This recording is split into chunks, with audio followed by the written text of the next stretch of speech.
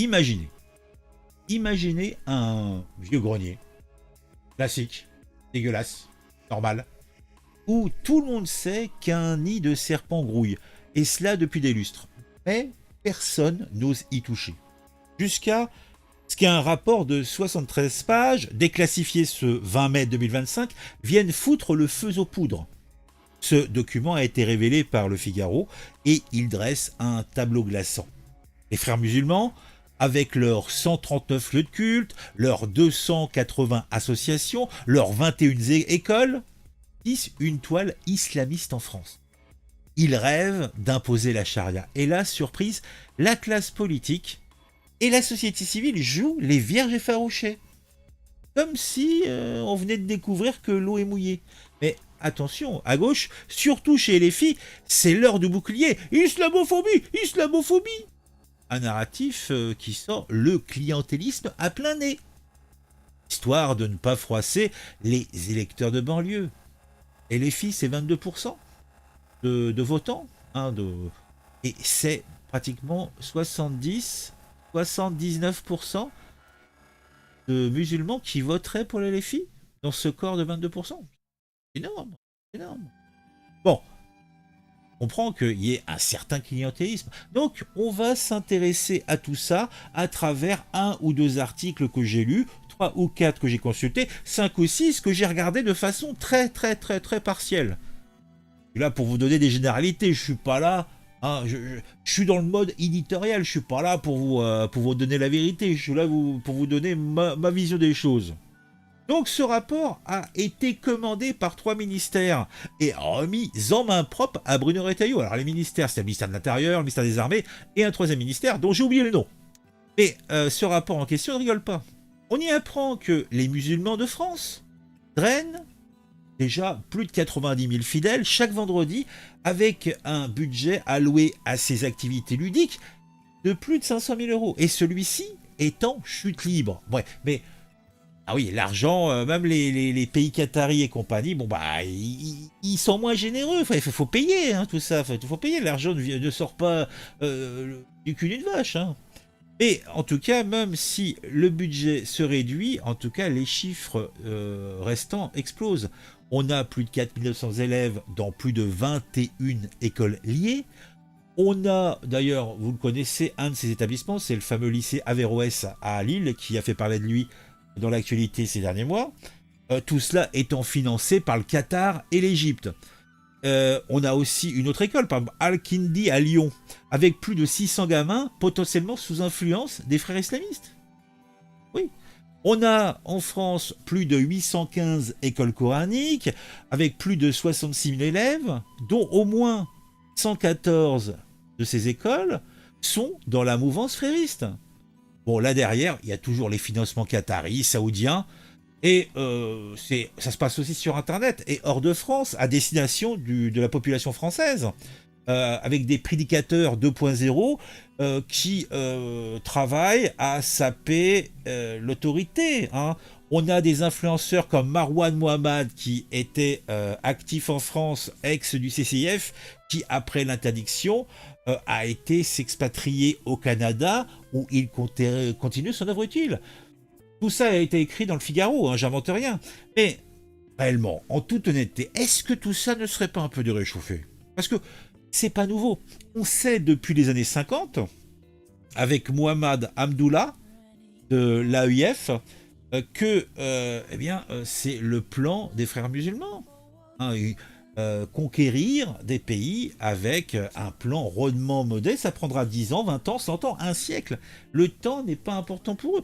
Ce sont des gens qui voient loin, très très loin. Alors, tu as toujours eu des lanceurs d'alerte, mais c'est toujours des Cassandres ignorés. C'est trop simple. Tiens, on a des cas qui sont donnés dans la presse, comme ce fameux Digné Le Maire. Fameux puisqu'il est prof à Trappes. Et qui hurlait déjà en 2020, après l'assassinat de Samuel Paty, que l'école de la République était morte. Il parlait de la prise communautaire après 2015, avec des élèves voyant les profs comme des ennemis. Fondapol, dès 2020, analysait l'entrisme islamiste, cela n'a rien de nouveau, détaillant les mosquées, les associations, les sports séparés, comme les hijabeuses de Nike. Je vous en avais parlé dans une vidéo, puisque là, c'était d'abord, donc là c'était ce sport-là, mais tous les sports sont touchés. Julien Audoul, un député du RN, lui, là, c'était aujourd'hui même, il était sur Public Sénat, donc la chaîne du Sénat, justement, qui disait « C'est hallucinant qu'en 2025, certains découvrent l'eau chaude !» Bah oui, ils tombent des nues. Oh mon Dieu, il y aurait des gens, des frères islamistes qui veulent, qui ont leur calendrier, qui s'avancent petit à petit. Oh, ils tombent des nues.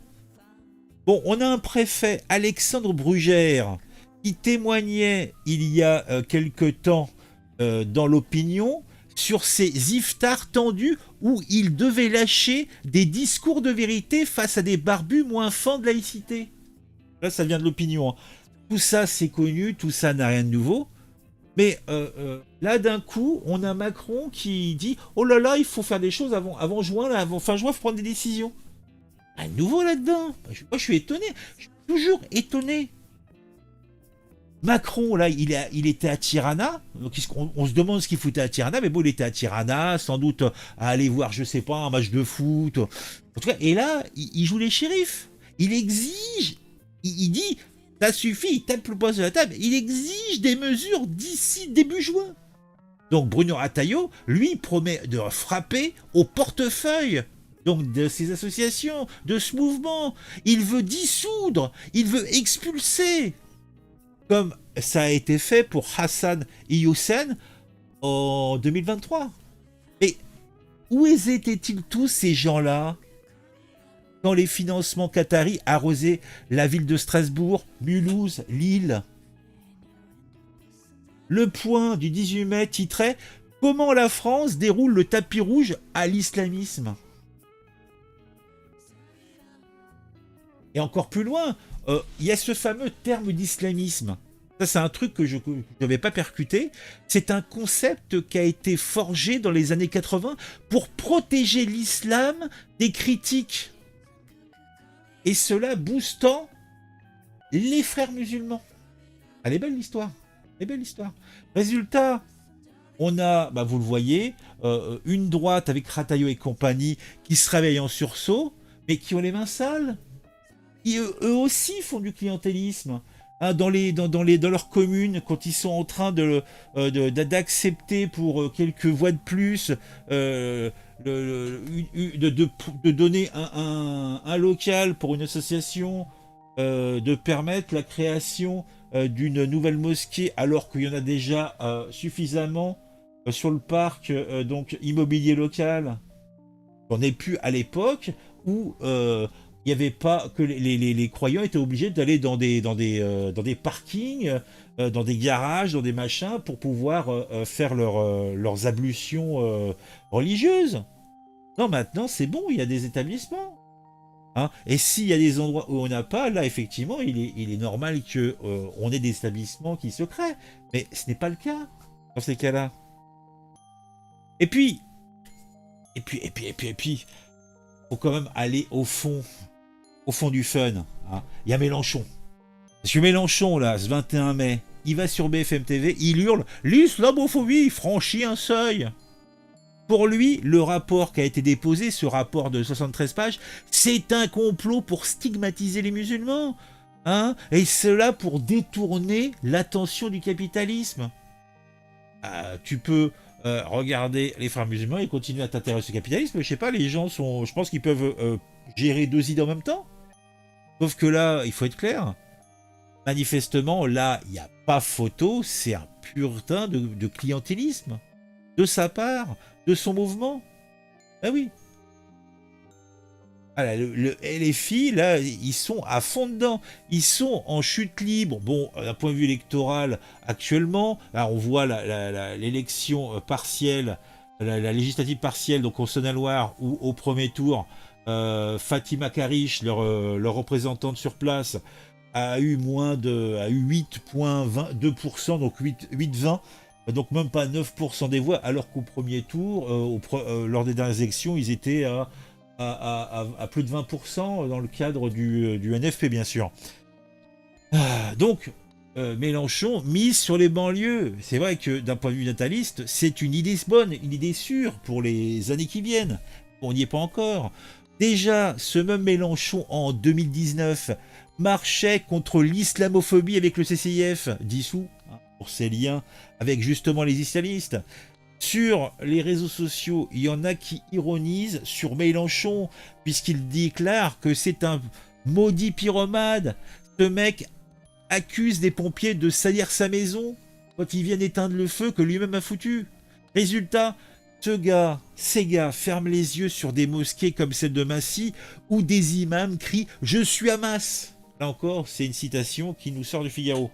Alors, on va peut-être conclure parce que là, je vous embête. La France, en 2025, c'est quand même une classe politique, une société civile qui est constituée de pompiers qui regardent un incendie et qui se dit « On verra demain pour gérer le problème ». Ça fait 40 ans qu'on dit ça.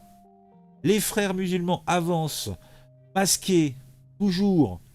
Ils profitent systématiquement des failles d'une république, d'une société qui confond laïcité et passivité.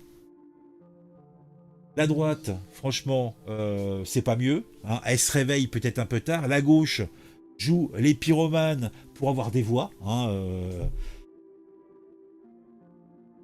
Comme disait, je ne sais plus quel politicien du XVIIIe siècle, quand il est urgent, ah, c'est déjà trop tard.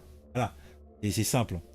Alors, j'invite toutes ces classes politiques à continuer à débattre. Hein, et pendant ce temps-là, la charia s'installe gentiment à petits pas. Hein, on le voit de façon exemplaire. Hein, à trop vouloir protéger les excessifs, eh bien, on pénalise aussi ceux qui veulent vivre leur vie tranquillou bilou. Hein, et c'est dommage. Allez, je vous quitte. Dites-moi en commentaire ce que vous pensez de tout ça. Hein, comme moi, affligé, consterné, que votre cœur se... Ah, voilà, vous connaissez l'histoire. Allez, à très vite.